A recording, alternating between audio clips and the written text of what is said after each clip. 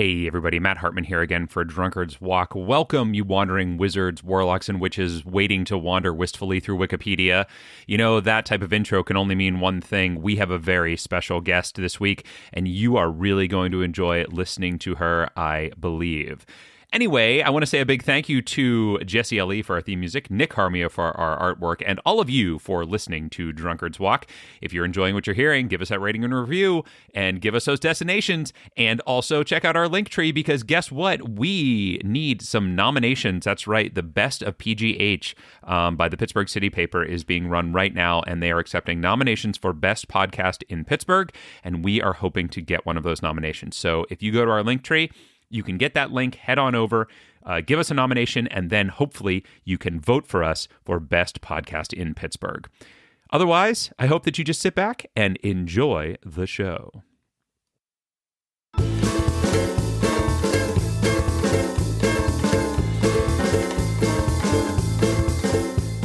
Hey, everybody. Welcome to Drunkard's Walk, the podcast. It's me. It's Matt Hartman, the host of Drunkard's Walk. Although not the only host of Drunkard's Walk. I mean, if you've listened before, you know there are two of us, because how could I ever do it all alone? I wonder if I could. I should get some of those like bells going now and then dream about what it would be like to do the podcast all by myself. Yeah, no, it wouldn't be any good. So instead, I have with me Jethro Nolan. That's right, Matt. I am here to prevent you. I am the obstacle that is plunked down in the hero's journey. Like, you know, you wouldn't be heroic if you just went from one Wikipedia page to another without having to overcome my obstreperous objections to every single suggestion you make.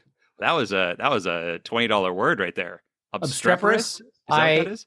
It is. I love that word, not only because I embody it so much, but also because I can trick people into thinking that I'm smart by using it. Yeah, it was good. Which is the goal of all highfalutin vocabulary. Yeah, 100%. No, I definitely thought that you were smart for a second there. Yeah.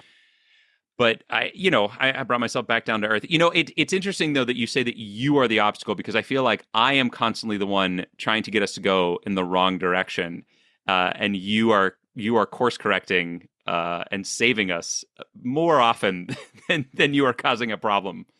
Well, Matt, to that I'll just say the villain is the hero of his own story.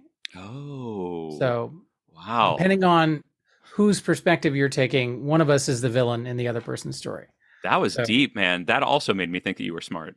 Yeah, I've got a lot of tricks. Are you smart? No, I'm dumb. Okay. I'm I just so wanted to dumb. check. Okay, all right, good. Because I was starting to worry for a second there that I had a really smart guy on.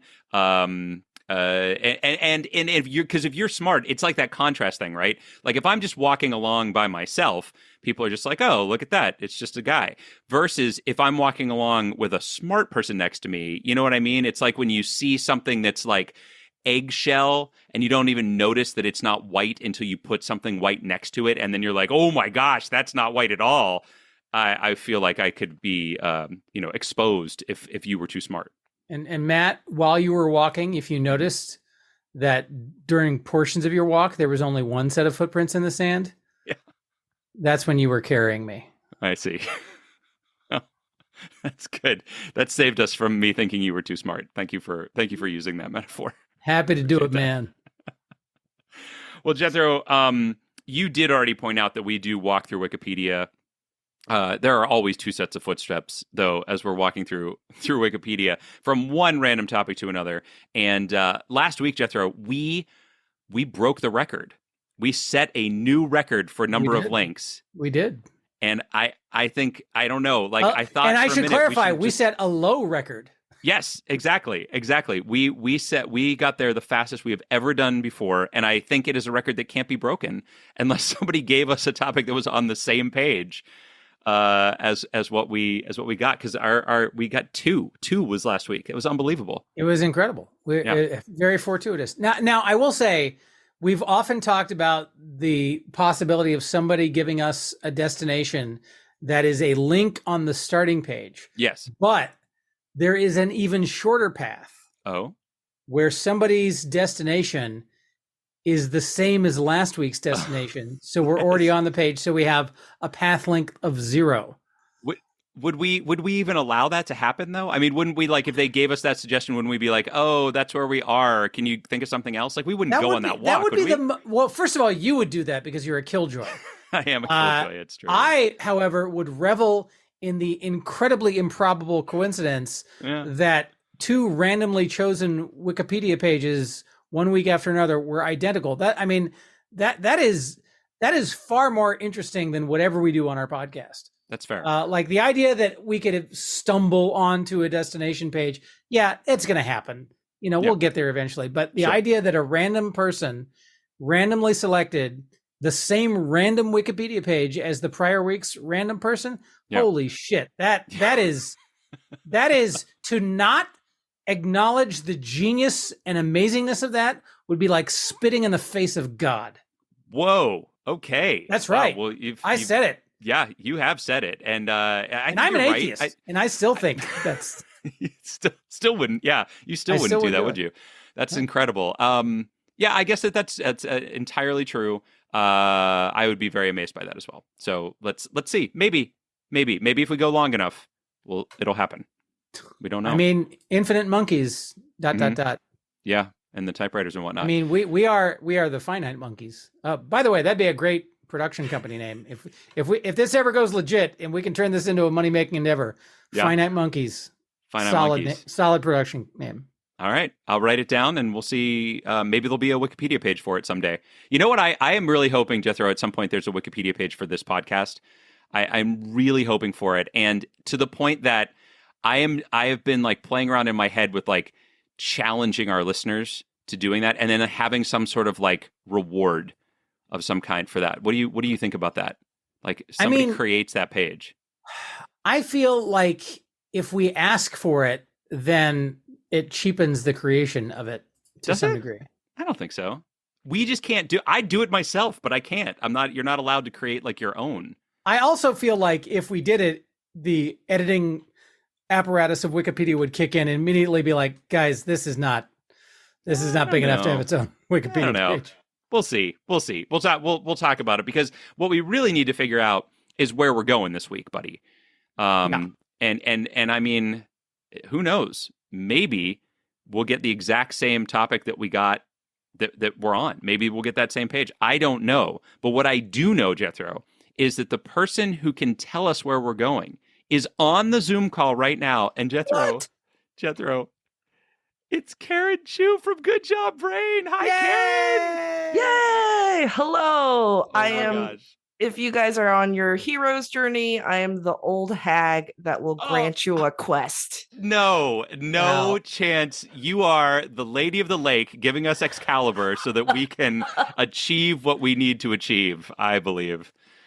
This is so great. I'm so happy to have you back, Karen. As listeners from if you've been listening last season, you know I love the podcast Good Job Brain. And Karen is like the what I call you, the host of Good Job Brain. What is your title as far as Good Job Brain is concerned? I mean, we're not really a corporate endeavor. Showrunner, maybe an editor, a host. I mean, I'm one of many hosts, but yeah. You're everything. The brain of Good Job Brain. Yeah, the cerebellum. Good brain. Yeah, yes. The frontal cortex. Yeah, and it is so exciting to have you back. And I as I told you last time, I'm still in the process of catching up, but I'm so close. I'm so close to catching up now. I'm in like 2023, late 2023. Wow. I feel like within the next couple of weeks, I'm going to be caught up. And then I don't know what I'm going to do because I'm going to have nothing to listen to at that point. I don't know. Like, this is what I listen to all the time. I'm just wandering around my house with my AirPods in and people are trying to talk to me. And I'm like, no.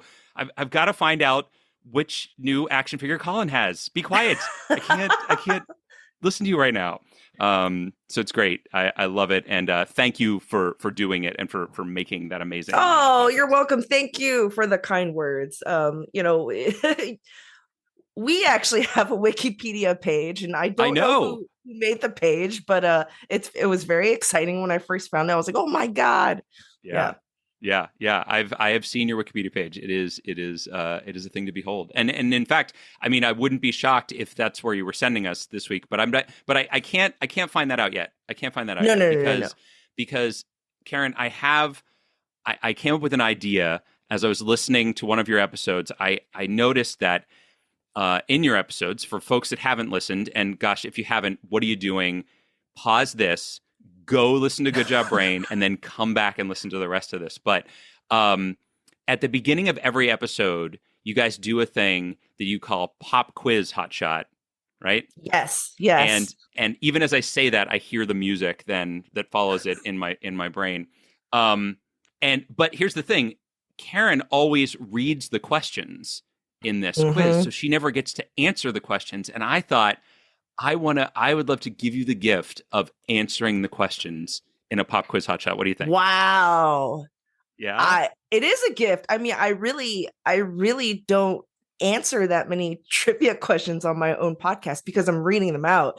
I think one listener went through, 12 years of Good Job Brain and calculated and tallied all the points. Yes. Of us, of the hosts answering questions to see who's the highest. And guess what? I'm the lowest. And that's not because I get things wrong. It's because I'm the one who's asking the questions. But yes, I'm so excited. I also feel so much pressure. I'm in the hot seat. But this is really fun, and I'm very happy that you're able to be so thoughtful and do this for me. Absolutely. Well, and don't worry, you're up against Jethro here. And as we've just established, he is not smart. I am canonically dumb. See? So, and we can't break canon. So he has to follow that. All right. So so I have here some random trivia cards. Now I have some random Trivial Pursuit cards, just as is done on the show. But I know occasionally you guys switch it up. You've done some Jeopardy things, and at one point there were some trivia trading cards with holiday Christmas trivia. Right? Yeah. It literally is someone sent us a box of random edition cards. It's like it's so heavy. And we're still using them. 10 years later, we're still using them. So really, I'm putting my hand and just picking a bunch. And so, yeah, it's very random. It wasn't until this year that I realized, I was like, oh, we're kind of making a dent. And I look in the box, I was like, oh, there are 2 layers of cards. There's whole nother layer that we excavated. Oh my gosh. But yeah, I love the randomness. Please. So I have those, and then I also have some cards from a game that is called Mind the Gap. And for folks that aren't familiar, it's a generation trivia game where there are different cards for different generations. So what I'm going to do is I'm going to pick one Trivial Pursuit card, and then I'm going to pick several of these generation cards so that we can have questions from different generations. Because if I just read one card, it would just be all from the same generation, and that's just not as much fun, I don't think. So I'm going to grab a couple of these out of here. Now, they have different categories on them, of course. I'm so excited. Who knows? What could it be? I don't know. I know. It could be anything. I have to remember what the categories are because they're just little pictures, too. But we'll do the Mind the Gap ones first. Cool. Okay. So do you have your buzzers ready? Yay. Go ahead. Buzz them in so we can hear what they sound like. Karen, do yours first. Okay. Okay. And Jethro? Okay. All right. Very good. It's a security door. No. I thought I was the killjoy, Jethro. What are you doing? I'm happy to pick a different sound. No. That I bought. I'm ready to hack the mainframe. Yeah, that's great. I love it. All right, let's start off here. I'm going to start with what generation am I looking at here? Boomer. Okay, so this is Boomer, and it is a looks like television or movie type question. All right, here we go. Name the television show with David McCollum and Robert Vaughn starring as secret agents battling Thrush. Isn't that a disease? It is, but this is an acronym. It's T.H.R.U.S.H.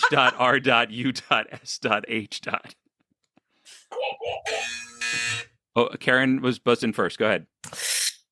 I'm gonna guess Get Smart.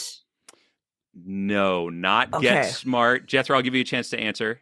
Yeah. I'm gonna guess The Man from Uncle. That is correct. The Man from Oh, Uncle. Well wow. done. All right, I have to keep score here. I have to get my my things out. The man All from right. UNCLE. Right, exactly. Yeah, well, So and when he said that thrush was an acronym, I was like, that's a pretty big hint right there. that's got to be, yeah, there we go. All right.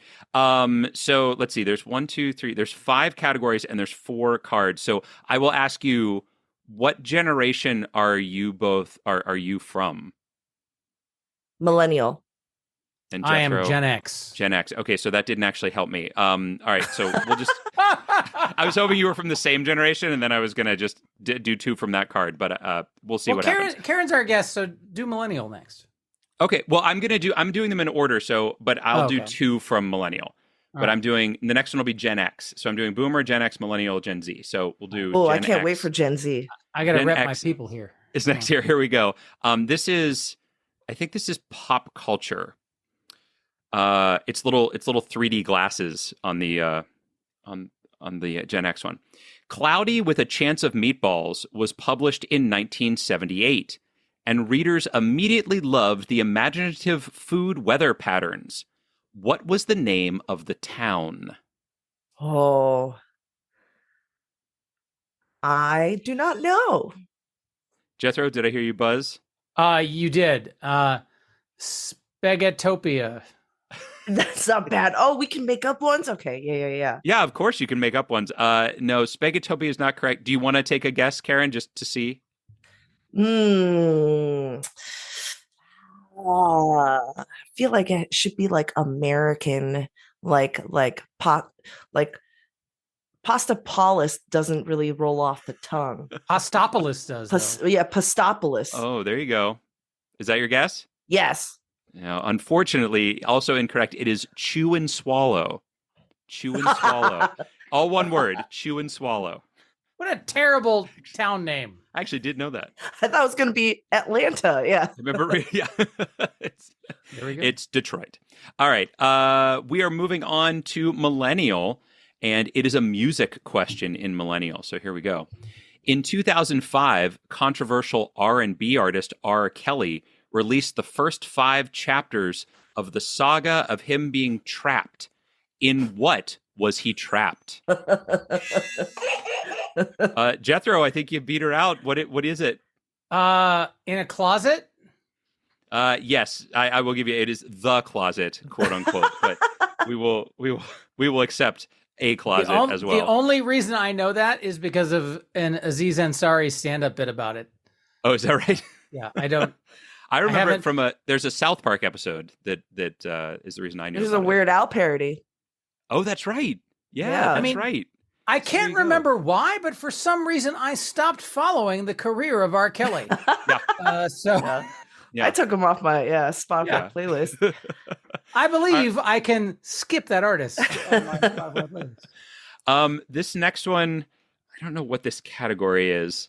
I think it's headlines. Headlines. Okay, here we go. What foundation was launched by an MTV executive in 1997 to help purchase new musical instruments for cash-strapped schools and arts programs? Oh, wow. These are tough ones. I'm trying to think of a good fake answer. Jethro, did you? Oh, there's okay. What is it? What do you think? Mandolins for tots. It is not mandolins for tots. I was pretty close though, right? No. Okay. Any guesses, Like Karen? one note. That's I like that. It is Save the Music. Oh, okay. Yes. Save the Music. Yes. Yeah. So there you go. All right. Because music was in danger of It's endangered species. Yeah. This I think universal expression of the human voice that's endured for thousands of years. Thank God this one executive. I think it's more about like schools like cutting art programs and things like that, right? So it was like trying to save music classes and things like that is my understanding. But I don't know. It doesn't say anything about that on the card. I'm just guessing. All right. We are in the final question for mind the gap. But don't worry, we have an entire Trivial Pursuit card left. But this is going to be your Gen Z question. Yes. And it is in slang and slogans. Yes. In 2019, Megan Thee Stallion declared this for females, encouraging them to be unapologetic and embrace the fun. Yes, Sharon. Hot Girl Summer. Hot Girl Summer is correct. Yeah. Very good. Well done. All right. So moving into the Trivial Pursuit card, we are at Jethro 2, Karen 1. Let's see how Trivial Pursuit treats y'all. For those unfamiliar, this is the Genus 1 edition. That means this is the original, before purple was a color, before they moved science out of green. This is old school, hardcore. So we're going to start with... This was the only edition that existed for a long time. And this was also like my parents' like post-church gatherings. This was an acceptable activity. And like this was so popular that like eventually I just memorized all the cards. Oh, great. Because someone has an advantage.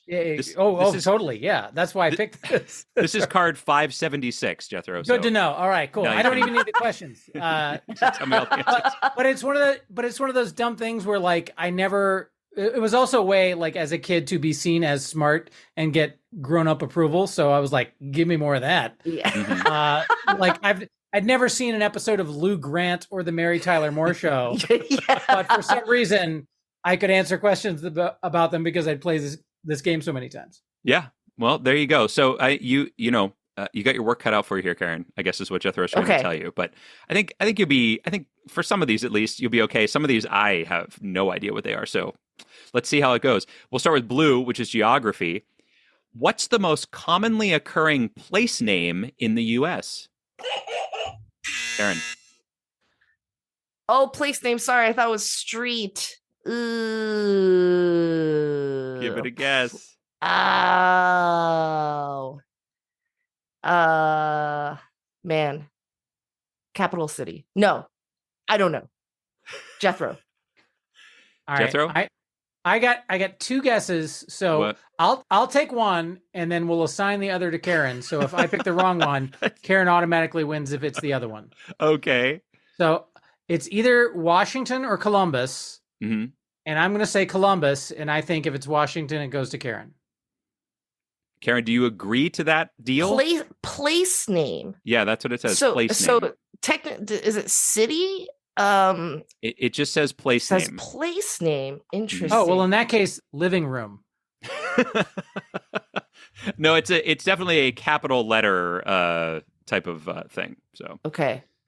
Do you agree to Jethro's deal that yes, you have nothing to lose on? Yes. Well, then congratulations, you get the point because Washington is correct. Ah. So no, Karen, you got it because he wow. No, I'm went just eyeing for. Oh yeah. No, I understand. Also, keep in mind that these questions are from 1981, so some of them may be wrong too. I haven't found any yet that are, but there may be. Let's go to pink, which is sure there's a lot of new towns called Elon Muskville or something. Probably, yeah. I thought it was asking for street names. What the most common street name is? I would guess Main Street. Second, because Main Street and First Street often cannibalize each other. There you go. So your second always follows either Main or First. There it is. Good job, Karen. Yeah, good job, Rain. All right, thanks. Let's go to pink, which is entertainment. What is Princess Aurora's better known name? Karen. Sleeping Beauty. That is correct. Yes, indeed. I knew a Disney question would be something that you would get very quickly. All right. Yellow is history. What disease plagued Europe, Africa, and Asia in the 14th century? Jethro. I'm going to go with bubonic plague. That is not the answer on the back of the card. Yes, it is the Black Death or the Black Plague are the two answers. Because it gave two answers on the back of the card. That's the only reason I wasn't going to. But yeah, congratulations. You got it. Thank you very much. Shout out to the 1/3 of European civilians who died in that plague. Yep. So that to give us they that could question. become a trivia answer. Well done. on our glib, dismissive podcast. We're going on to Brown. It's arts and literature.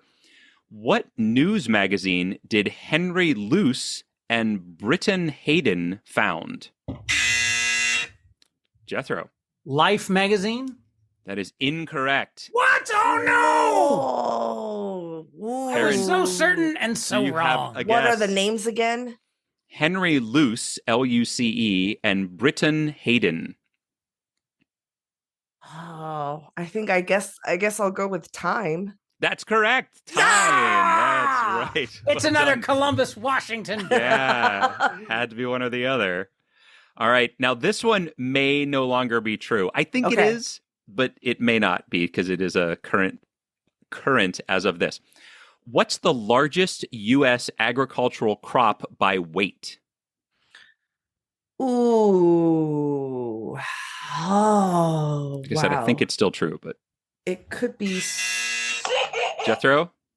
What is corn? You don't have to put this in the form of a question, but yes, corn is the correct answer.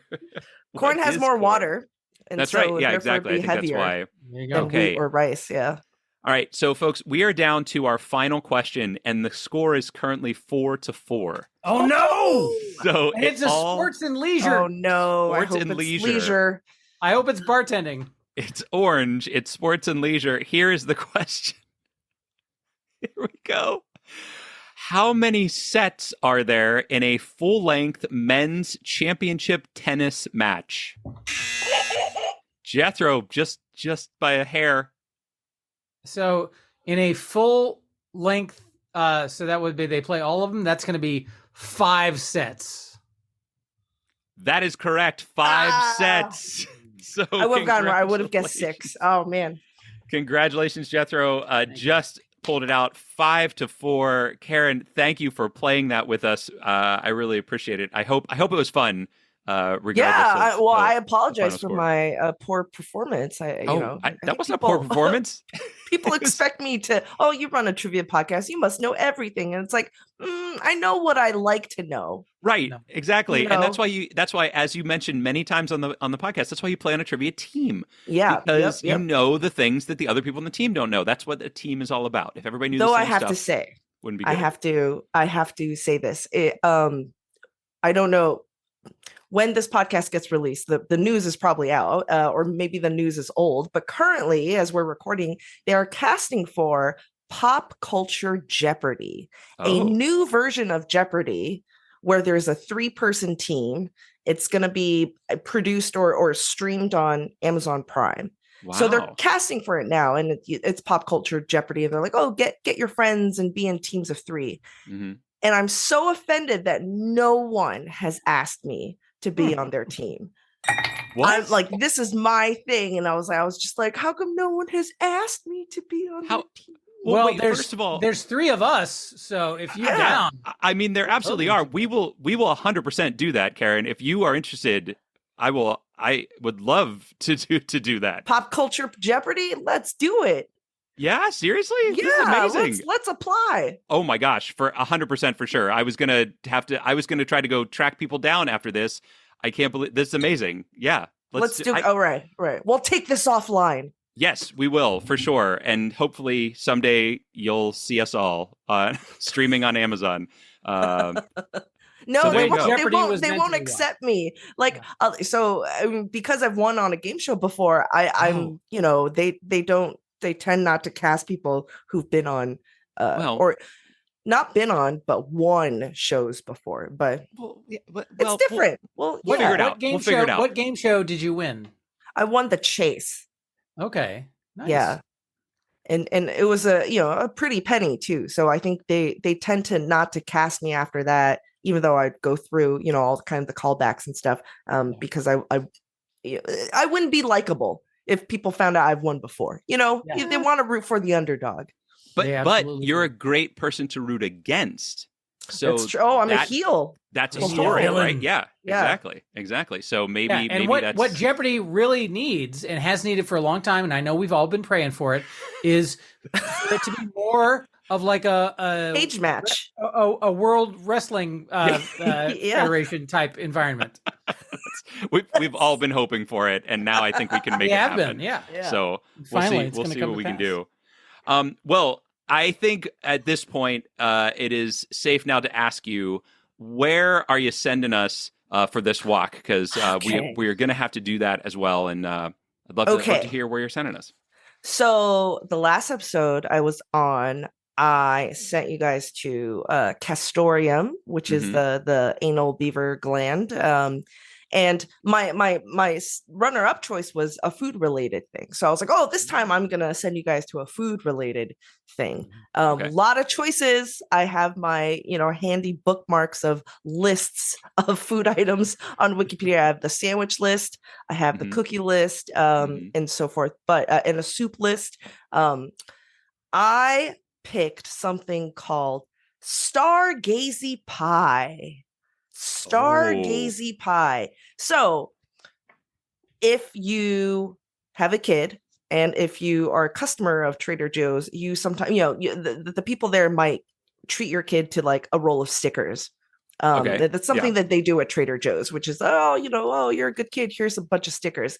And the stickers would be like Trader Joe related things or food related things. And there's one, it's called Stargazy pie. And it's like, what is this? It's like, it looks like a pie with like fish heads poking out. What could this be? It literally is a pie with fish heads poking out, a whole fish head, multiple of them. So it looks like they're gasping for air. Yes. Through the pie crust, but they're also baked. So they're not looking too good, gasping for air. Stargazy pie, a UK treat. That is awesome. I believe you guys actually talked about that on your show one time. Yes. And it deserves more attention. Yeah, it does 100%. I had forgotten the name of it, but as soon as you described it, I was like, oh my gosh, yes, that's with the fish, and that's craziness. And also, I can't wait to, we've had a couple of UK references this season. Ooh. And my wife is from the UK. So every time we're done recording, I go and I'm like, and we did this. I can't wait to ask her if she's ever had this before. And Matt, every time you ask her, is she like not nearly as excited as you are about the thing? So Blue Peter Badge, she really didn't care about, but Round the Twist, she was very excited about and started watching episodes of. But this, who knows? Maybe this is going to be exciting. Yeah. Can you? Okay, I have some follow-up questions for her. So you can help relay. I'm curious how you eat it. Yeah. Like, do you actually eat the fish head? Which many cultures do. In my Chinese culture, the fish head is very prized. But like. Mm-hmm. Do you eat it with a knife and fork? Do you eat it first? What's the kind of order of operations? Mm-hmm. Do you eat all together? What do you do with the bones? Is it uncouth to spit them out on your plate? A lot of like logistic questions when it comes to the Stargazy pie. I'd like to know. So yeah, it's a fantastic question, and I have to say the name of this thing and what it is, it's so in my mind just so different. Like I was picturing like some sort of amazing, sweet, like, I don't know, something really fun, and then it's a fish pie, and I'm like, oh no, that's so good at all. Oh gosh, this is great. So we are going to be trying to get to Stargazy pie from Medusa. Like Medusa. I mean, everybody knows Medusa, right? With the snake heads. So snake heads, fish heads. I don't know. Maybe there's a connection here. We'll have to find out. I don't know if Medusa actually maybe baked a Stargazy pie. Oh my God, that's a great cartoon character. Instead of Medusa, it's like a Stargazy pie version of Medusa where she's made out of pastry and fish heads coming out of her head as hair. Oh my God. It sounds like Adventure Time or something. Yes, like, exactly. How has nobody done this yet? It doesn't make any sense. Well, this is awesome. I can't wait to try to get to this. And Karen, thank you so much for giving us so much of your time and playing the quiz with us and being on the show. Let me ask a question before. Yeah, please, Jethro. I'm not ready to have her go either. And forgive me if you've already said this and I've just not been paying attention. Is there a particular type of fish that is associated with the Stargazy pie? I'm not entirely sure. I somehow remember it's maybe any type of fish. And I know in England, eels were a big deal. Eels was a big food source from the Thames. Yeah. So there's a big tradition of eating eels. But from the pictures I've seen, they're more your regular fish popping out. And sometimes it's one fish head in the middle. Sometimes it is a beautiful array radiating out multiple fish. I think people get very creative, but I guess I should also ask, like, how big is this pie? Like, it's a normal pie. So it's not like individual. They're not like individual pies with one fish popping out, or like with little anchovies or anything like that. It's like they're not pie size, tiny. It's not like the tiny little fish. They're like not sardines or anything. Hand sized. Oh, hand sized fish. Sure, yeah. Yes, hand fish. But is it? But you suggested that it was multiple fish. Yeah, could be. In an individual pie, so it could be small fish in a pie. So it's not like one salmon. It's like multiple smaller fish. Well, hand-sized fish, Jethro. So you have a big enough pie, you can have multiple hands in a pie. Well, hands come in a lot of different sizes, man. I think I remember. So it's not eels, but I think it's something like they need an oily fish, so probably like a sardine. Okay. Oh, so okay. So that's not a huge fish. I mean, that's a no. It's a hand right? fish. Yeah. Sardines is Stop more of a saying that fish, like isn't it's a thing. Your traditional hand fish. And if I could follow up with another question, like, is there a particular part of England that this comes from? Oh. Yes. Full stop. All right, excellent. Do I spoil it for you? By all means, please. It is a Cornwall tradition. It's Cornish. That's our Cornish. We just had a character that was Cornish as one of our suggestions. The knocker, which is a like a mythological demon-y creature. Yeah. Oh. Yeah, from caves, and they're a legend that started in Cornwall. Yep. So there you go. Cornwall also birthplace for a lot of different British pastries and baked goods. I don't know. I'm a big Great British Bake Off fan where I watch it and I'm like, I don't know half of these things, but it's really cool to look learn. amazing. Yeah. Have you ever had a Stargazy pie? No, I wouldn't mind. I don't think it's gross. I think it's a little odd. I kind of don't want to see an animal's face. That's always a big turnoff for me. Yeah, exactly. Especially when they're kind of like, they look like they went through like a big radioactive event. They're all like dried and their eyeballs are white. It's not. They're dead. I mean, they're dead. They're dead. They're dead. Well, we have to assume. I don't know if when they're put in the pie, are they dead? Is the question. We know they are once they're baked. But I think people take artistic liberties in posing the fish as well. And they put like sometimes. They would angle them in different ways, or they would put things in their mouths. I believe, put things in their mouths, like as garnish. Wow. Okay. Yeah. Okay. Like the fish was eating a piece of parsley, just as it was. Yeah, right or like died. A little baby carrot or something. I don't know. That's crazy. Yeah, I just don't. It's not the fish head. It's just I'm just not a huge fan of fish in general. So that's why, to me, like, it doesn't sound particularly appetizing. Again, it's like I just feel like the bones would be kind of weird. Do you take out all the organs before you put them in the pie? So, or is it we're trying to eat the sardines? whole Don't people eat those whole? Yeah, they're usually deboned though. Yeah, or they're at least some of the organs are taken out.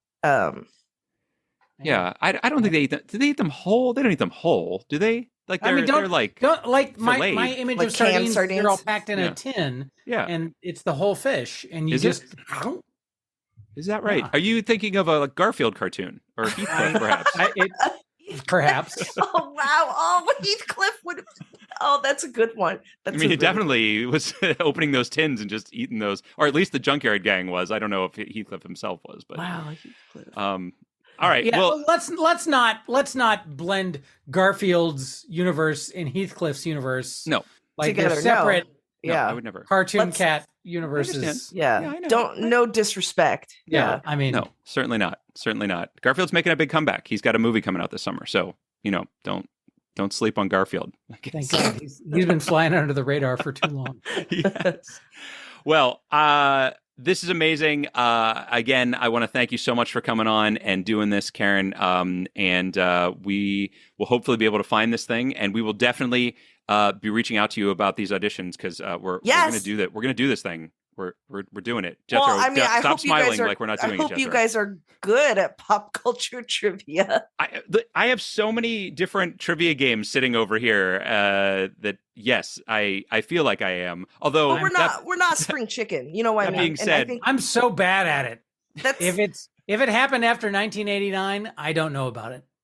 Yeah, that's the problem with not problem, but that's a challenge I run into for Good Job Brain. Is like, you know, for me, Chris and Colin, we're kind of the kind of similar age, and so it's really hard to break out of that comfort zone. And it's like, so I try to read up on Gen Z. I try to, you know, like, we're now the old people of trivia when we used to make fun of those people. Yep. Like, all the old people know all this stuff. That's right. Yeah, I remember my parents playing the baby boom edition of Trivial Pursuit, and me just sitting there and going like, what is, I don't know what any of this is. I can't even play. All right, awesome. Well, we've got to start off on our walk here. So Karen, thank you again so much. I hope that we can have you back, and everybody go listen to Good Job Brain. Not right now, but go listen to them later. All right. Good luck, gentlemen. Thank you. Godspeed. Take care. All right, Jethro. So let's see. So we have a couple of things that we need to deal with here. We do. One is business. Yes. One is, are you having a drink this evening? I am, in fact, having a drink. What are you imbibing? I know that shocks everyone. So I am still reeling from the chastisement that you gave me several weeks ago for drinking Woodford Reserve on everything. So my darling wife and I, we went to Holland, Michigan recently for the Tulip Festival that they have there. And there is a place called the New Holland Brewing Company. Oh, yes. Which brews beers, but they also make a lovely bourbon here. And so I'm having a Dragon's Milk Origin small batch bourbon whiskey from the good people at New Holland Brewing. And it's very sweet. It's not like sickly sweet, but it is on the sweeter end of the bourbons that I normally drink, but it's quite nice. And the bottle, you got to see this bottle. I'll hold it up to the camera so Matt can see it, but it's got these like dragon scales kind of carved into it. And it's a beautifully made bottle, but it's quite a lovely bourbon, and I highly recommend it. What about you, Matt? What are you drinking? Well, first of all, send me a picture of that bottle, and I will put it on our Instagram with the ones that I always post what I'm drinking with the bottle. So I will post that as well. I am drinking tonight one of the tiny bottles that my wife got for me. This is Amrut. It is a Indian single malt whiskey, and it came in a little can had a bottle inside of it. But you know how sometimes they come in cans, so there's a little bottle inside the can. It is. It tastes a lot like Scotch. Honestly, is what it tastes like. So it's not really a bourbon flavor, but I do like it. I do like the taste of it. And the second thing that we need to do, Jethro, is we need to write down our predictions for how long we think it might take us to reach Stargazy Pie from Medusa. So keeping in mind that last week only took us 2, our average this season, 6.57, brought down, I'm sure, by that 2. And our average overall, 8.068. So if that helps you, and go ahead and write down your guess. I have written down mine. And let me know when you're ready to go, man. I'm ready to go. Let's do this. All right, then let's rock it and roll it. So we are starting here on the Medusa page, and for those that don't know, Medusa is also called Gorgo or the Gorgon, was one of the 3 Gorgons, and generally described as a woman with living snakes in place of hair. So there you go. And turns people into stone. Turn to stone, by the way, is a link here, which takes you to petrification. Oh, yeah. So there you go. So, Matt, I'm going to say right off the top, Medusa's consort, as identified on the right-hand little box there at the top, was Poseidon, which gets us into the sea, which I don't know if you know this, is where fish live. I mean, fish live in other places too, but yes, I believe you. So you think that going through a what it's made of is better than going through, like, say, food, like trying to get into pies, perhaps.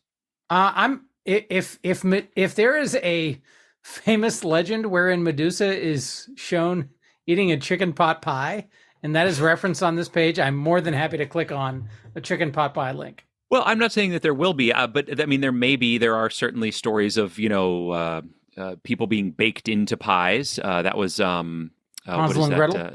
No, I was thinking of a Titus Andronicus. Okay, there you go. And then there's like the pie with the blackbirds baked into it and things along those lines. So there's definitely stories. And I thought maybe there might be just something on here that was, pie related. I'm all for anything pie adjacent. Yeah. So that's what I'm looking for here. I have yet to find anything, though. I'm not all the way at the bottom. I am in science. With Medusa is honored with the following scientific names. And there are a lot of them here, some of which may be fish, for all I know. There you go. So I don't know if you wanted to get straight to fish rather than going through Poseidon. Karen also did mention the affinity that the Brits have for eels in their cuisine, and eels are not too far off from snakes, which Medusa's hair was made out of. So that is another possible piece of connective tissue for us. I suppose that is true. I've gone down to the bottom to try to click into the boxes at the bottom, and metamorphoses in Greek mythology is one of them. Nice. I'm looking to see if there's some inanimate objects. But these are all names of actual, like, I think people or characters that were turned into things. Mm-hmm. So I don't know. Let's see. Milk of Hera is on here. Oh, so yeah. That's a thing, but that's not, doesn't really, I doubt a lot of pies were made with the milk of Hera. But I don't know. I mean, not a lot. Not Did a you? lot. I don't know. Greek deities are also in one of these boxes. So every single Greek deity you could think of is down here. Do you know of any Greek deities that are the god of pie? Radius or circumference. Radius. I see what you've done. Or... Yeah. He's kind of a square, though, huh?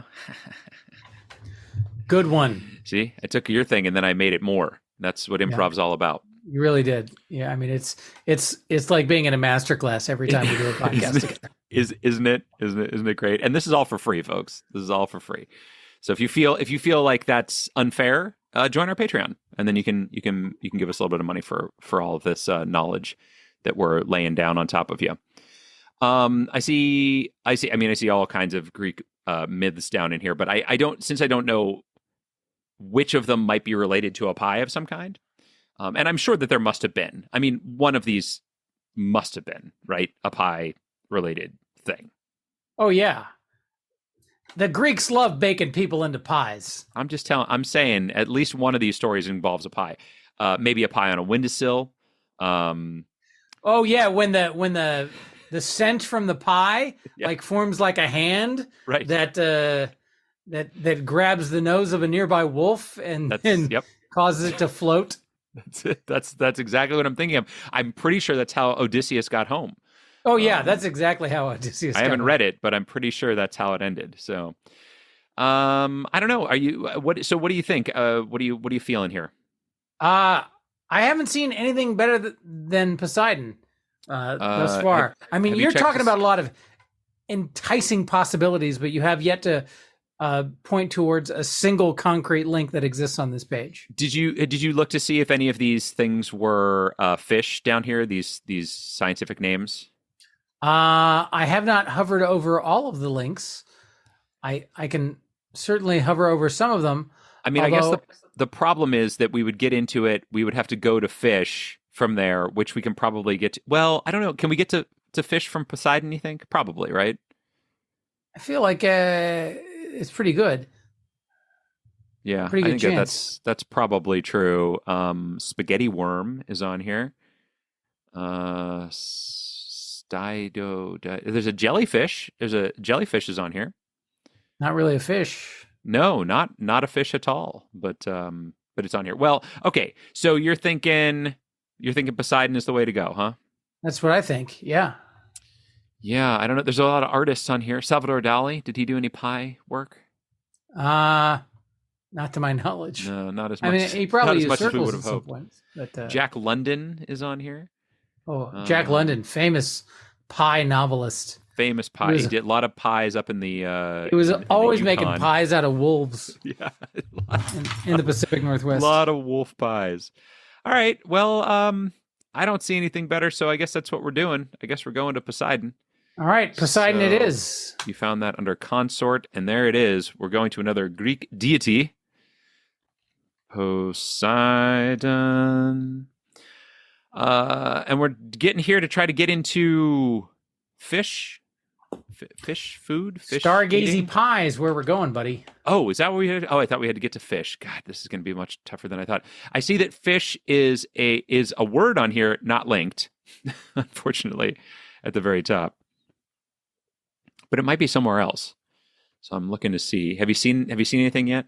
I haven't yet, but it's a huge page. It's huge. Oh, look at that. It is. There's it is so a many huge, things. Huge page. I see Demeter. I see Asine. Asine. Who was that? You know who that is? You don't know. Okay. All right. Well, I thought you knew stuff.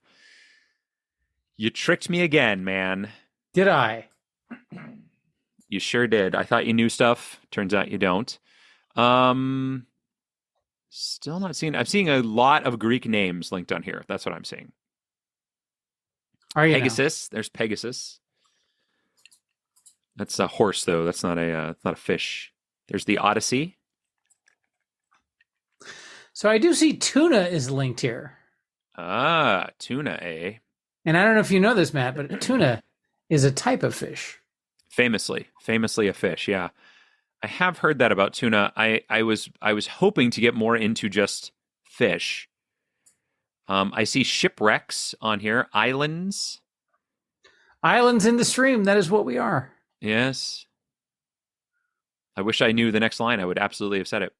That's the benefit of going first. Yeah. Yeah, I see. I've finally come upon your tuna. There's got to be something. There's got to be something more in here. How about in modern culture? Percy Jackson. In literature and art. Yeah. There is. He was associated with dolphins and three-pronged fish spears, tridents, but fish is separately linked. So fish spears is two separate links, one to fish and one to spears. Is that right? So there is, in fact, a link to fish. I mean, unless there's something pie related on this page, which I don't even know where I would look. I mean, I guess I can go through the entire page, but I don't see anything pie related. I think fish is the way to go. I love it. So where did you say that was? Books? So this is under in literature and art. In literature and art. Okay, I see it. Second sentence, he was associated with dolphins and three-pronged fish spears. Yes, I see it. He lived in a palace on the ocean floor made of corals and gems. But all right, fish let's do it. is a separate link there. Let's go to fish. All right, we are about to go further than we did last week. So I don't know if you feel like we won or lost, but that's the way it is. We are deep into fish. All right, so I'm going to go down to the importance to humans section. Oh, are you now? Because I feel like that's where we're going to find stuff about food that we eat. Fish as a food source. Where's that? Is a link under importance to humans, economic, and then fish as a food source. Now there may be actual like seafood dishes on here too, so I don't want to jump out of here immediately. Well, yeah, I mean, there's a lot of specific fish that are linked here. There's pollock, there's tuna, there's herring, there's cod. Sure. I feel like if we can find what'd she say, sardines? Well, I mean, that was a guess, right? So I don't know if I feel okay about that, but yes, that's. Oh, you don't know if you feel okay about that? Well, I don't know. She wasn't sure about it. I'm not sure about it. Okay, well, I did find sardines as a link here. And this is in the overfishing. So I'm guessing this is just above the importance to humans section. This is under conservation rather. There's a link to Pacific sardine here. Yeah. So that is one possibility for us. It is a possibility. As I said, I don't know that. Oh no, you've poo-pooed it. Your poo-pooing is noted. Okay, you've noted that. Also, there is a link at the bottom. There's a whole purple section, which has a link to sardine proper. Sardine proper. So the other link was like to the phylum or whatever. Oh, I see. Rather than the actual species. I understand. Yeah, I still think that food as a fish source is better for us because we don't know that it's sardines that are in these things. Food as a fish source? Do you want to rethink that phrase at all? No, I want to say it again. Food as a fish source. Fish as a food source, obviously, is what I meant. How dare you, sir? Yeah, I was kind of hoping that at the bottom here in one of these boxes, they were going to have like food, fish dishes, or dish fishes, as I like to say. Yeah. But they don't seem to. I mean, I feel like on the page of any edible fish, they're likely to have something like that. So like a sardine, which we know is a food fish. Yes, we do know that. But why? So your argument is we go to that, and then if we need to get out of it, we can get to the same thing that I'm trying to get to. Is that your idea? No.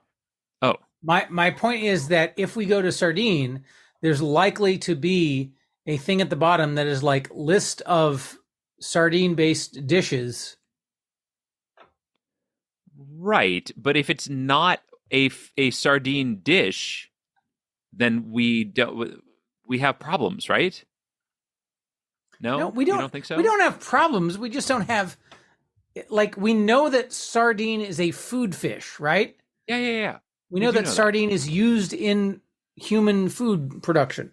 Yeah, we do know that. Yeah, but fish as a food source is also going to take us to all of those things, right? So I guess fish as a food source, I don't know how big the page will be. I guess is the biggest thing that I would worry about there. But yeah, so I think if so, again, let's go back to the recurring theme of this podcast. Yes, which is I suggest something great. And then you suggest something less great. Yeah, less great. And then I actually suggested this first, but that's okay. Well, yeah, the order doesn't matter. The importance is whose suggestion is better. And then you fight for your mediocre solution, and I fight for my great solution. Okay. And then there we go. Let me ask you a question. Where do sardines come from? Well, when a mother sardine and a daddy sardine love each other very much. You're cute. Because one of the links in here is to Pacific sardine.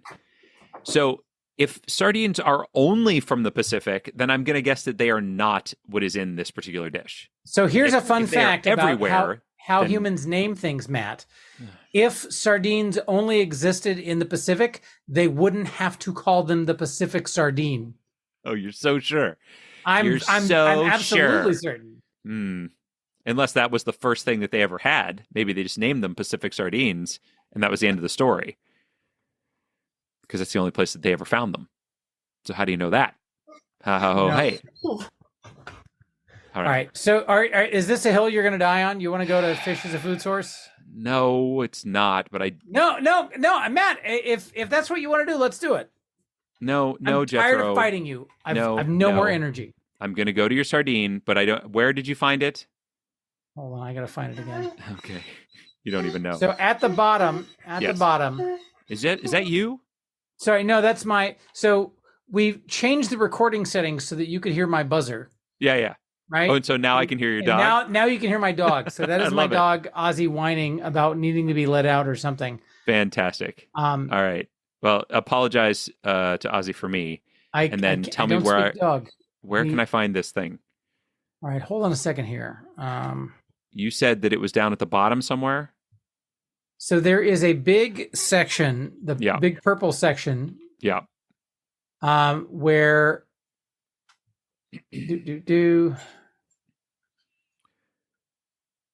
Oh, I found it under fish and then commerce, wild fisheries, sardine. There it is. Okay, All right. I got it. All right, we're going to the sardines. Sardine. Sardine, sardine, No, sardine. All right, let's jump down immediately to as food and see what we see here. No particular dishes. Fresh sardines are often grilled, pickled, smoked, or preserved in cans. I will also say that there is a link to sardines as food as a separate article because History. There's so much. Pilchard fishing and processing became a thriving industry in Cornwall, England. What? From around 1750 to around 1880. Come on now. The catches varied from year to year. And in 1871, the catch was 47,000 hogsheads. Oh, a hogshead. Measured in hogsheads. My car gets 40 rods to the hogshead, and that's the way I likes it. What I don't see is anything about this particular. Hey, Matt, dish. Can I make a request of you? What's up? Can I ask that you scroll down to the little purple section there? The purple section. It's under external links at the bottom. It's the little, it's the little. And if you look, there's a section called sardines or pilchards, and I see it. Culinary use. Culinary use. All I see is as food and niboshi. Okay, but if you look between as food and niboshi, you'll notice there's another link there. Matt, would you like to read that link for the people? Folks, it says Stargazy pie. There it is. There it is. Unbelievable. How does this always work out for you? Have you found a way to just edit Wikipedia incredibly quickly? I've hacked the system, Matt. Oh my gosh. Stargazy pie. Not spelled with an E, by the way, which I thought it might be. Also, can I just say, what an unappetizing dish this looks to be. It sure does look like it. If you look at that picture, it is spelled with an E in some places. It is a lovely browned golden crust. It is. With, let's see, 1, 2, 3, 4, 5, 6, 7, 8 fish heads sticking out of it. It's it, with a leaf stuck in their mouth of some kind. It is, yeah. Just horrifying. Just as she said, and I have to just read the top line here. It says that the Stargazy pie is a Cornish dish made of baked pilchards or sardines, along with eggs and potatoes, covered with a pastry crust. Excuse me, not pasty, pastry. So there it is. It is sardines. At least according to the first line, that's all it is it's always sardines. So we'll learn more next week, I suppose. I don't want to get too far into it because I don't want to spoil things for next week. But sardines, we figured it out. That's the fish that it's all about. And we've done it. We've gone from Medusa to Stargazy pie. Now, Jethro, we did not tie last week's numbers. No one expected us to. But we didn't do bad. We tied the previous week's numbers. Look at that. And we got here in 4. So at this point, we have, this is for 1, 2, this is for 3. This is for 3. What did you decide to guess this time? Oh, wait, it's a me episode. I have to reveal first. I guessed 4. You guessed 4, so you got spot on. Spot on the money. Did you also guess 4, Jethro? I also guessed a number. Oh. And that number that I guess is 5. Yeah, so I guessed 5.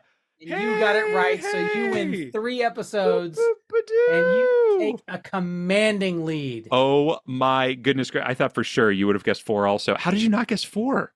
I should have cheated better. That's your go-to. It really is. Oh my good Lord. Oh my gosh. What is this? So 1, 2, 3, 4. I have 7. And you have 3? How many do we have left? 1, 2, 3, 4. Oh, we have 5 episodes left. Right, so I can still win. Yes. If I cheat really good from here on out, I'll win. Still win. Oh my gosh. So, oh God. That's a little bit of a rush. I don't think I've ever had this many wins in a season. Oh no, I did. That was on one season we tied. This is still pretty exciting. But anyway, well, Jethro, enjoy it while it lasts. I know, I do. That's what I have to do. That's why I'm breathing it in. I'm taking a moment to breathe it in. But this has been so much fun. It was a fun walk. It was a fun pre-walk with Karen, and Jethro. It's always a fun time with you. So thanks for making it that way. I appreciate that. It's my pleasure. And thank you, Matt, for all the preparation you did for the quiz with Karen. Like, I know you're a tremendous fan of Good Job Brain, and justifiably so. It's a lovely, lovely podcast.